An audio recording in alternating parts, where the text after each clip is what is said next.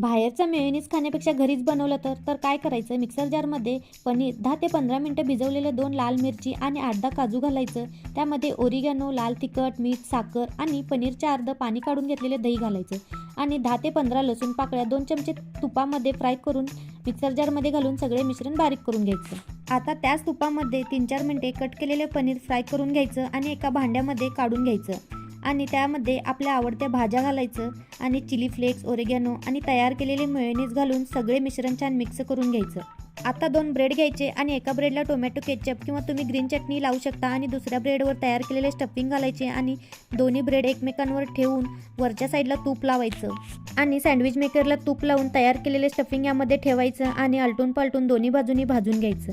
तव्यावरती भाजलं तरी चालतं. बघा कसले मस्त क्रिस्पी ग्रिल सँडविच तयार झाले आहेत.